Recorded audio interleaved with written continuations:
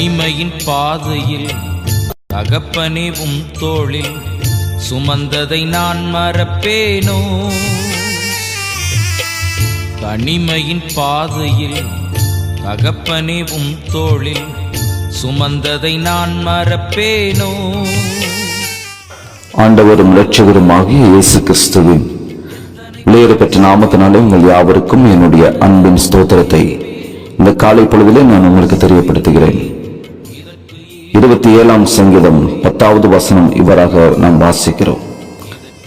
என் தகப்பனும் என் தாயும் என்னை கைவிட்டாலும் கர்த்தர் என்னை சேர்த்துக் கொள்வார் என்று சொல்லி பார்க்கிறோம். கிறிஸ்துவுக்குள் அன்பான தேவனுடைய பிள்ளைகளை, யாக்கோபின் குமாரனாகிய காணப்பட்ட யோசேப்பு அவர் உண்மையுள்ளவராகவும் காரிய சித்தியுள்ளவராகவும் வாழ்வதற்கு அவர் தங்கியிருக்கிறதான இடங்கள் அவருக்கு தடையாக அவருக்கு காணப்படவில்லை. அவர் தன்னுடைய தகப்பன் வீட்டில் இருந்ததான பொழுது கர்த்தர் யோசேப்புக்கு சொப்பனங்கள், அதாவது கனவுகள் மூலமாக அவர் பேசினார் என்று சொல்லி நாம் அறிவோம்.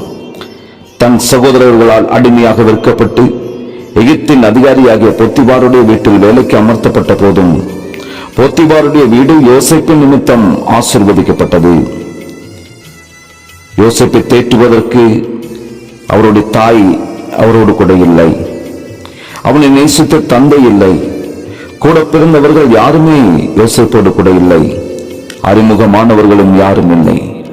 புதிய இடம், அடிமைத்தனத்தின் முகம், இதை சிலர் தனிமையின் கொடுமை என்று சொல்லுவார்கள்.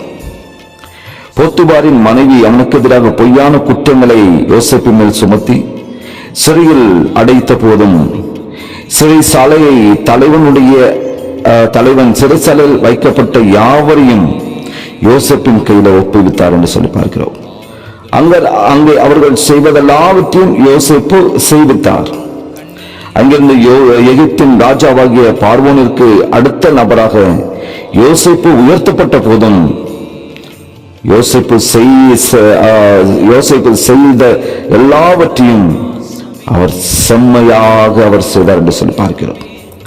கர்த்தர் யோசேப்போடு கூட இருந்தபடியினால் அவர் எதை செய்தாரோ அதை கர்த்தர் வாய்க்க பண்ணினார். கிறிஸ்துவுக்குள் அன்பான தேவனுடைய பிள்ளைகளை, தனிமை என்பது அதை அனுபவிக்காதவர்களுக்கு ஒரு லகுவான வார்த்தையாக தான் இருக்கும். அதனுடைய அந்த வலிமை அதை அனுபவித்தவர்களுக்கு மாத்திரம்தான் அது நன்றாக புரியும். ஆனால் கர்த்தர் நம்மோடு கூட இருந்தால் தனிமை என்றதான அந்த இடத்திற்கு நம்முடைய வாழ்க்கையில இடமே இல்லை. இந்த உலகத்திலே நீங்கள் நிறைவேற்ற வேண்டிய அவருடைய சுத்தத்தை நம் ஒவ்வொருவரும் மூலமாகவும் கர்த்தர் நிச்சயமாய் நிறைவேற்றி செய்து முடிப்பார். ஒரு புதிய ஆண்டுக்குள்ளாய் கடந்து கொண்டிருக்கிற நம்முடைய வாழ்க்கையில தனிமை என்பதை நாம் ஒரு நாளும் உணராதவர்களாய், நம்மோடு கூட ஆண்டவராக இயேசு கிறிஸ்து இருக்கிறார் என்று அந்த உணர்வோடு கூட இந்த ஆண்டு முழுவதும் தெய்வ சமூகத்தில் நாம் எடுத்திருக்கிற தீர்மானத்தின்படி ஆண்டவருக்கு இந்த பெரிய காரியங்களை நாம் செய்வோம்.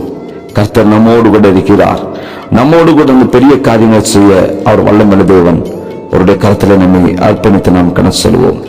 உன் தகப்பனும் உன் தாயும் கைவிட்டாலும் கர்த்தர் நம்மை சேர்த்துக்கிறார். உலகத்திலே சகலராலும் கைவிடப்பட்ட நிலைமையிலே தனிமையின் பாதையிலே நீங்கள் ஒருவேளை கடந்து செல்லலாம். ஆனால் கர்த்தர் நம்மோடு கூட இருக்கிறார்.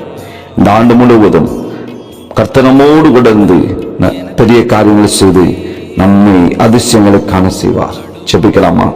எங்களை நேசிக்கிற அன்பின் நல்ல பிதாவே, இந்த காலை வேளைகளுக்காக நமக்கு நன்றி செலுத்துகிறோம்.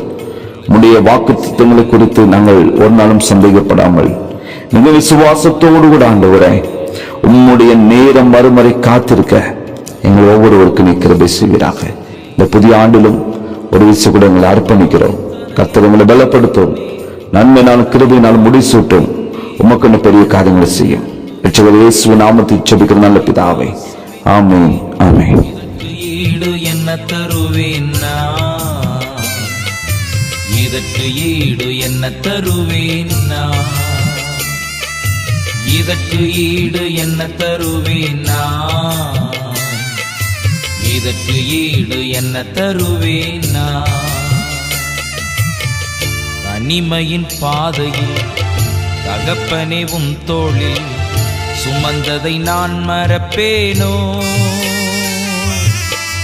சுமந்ததை நான் மறப்பேனோ?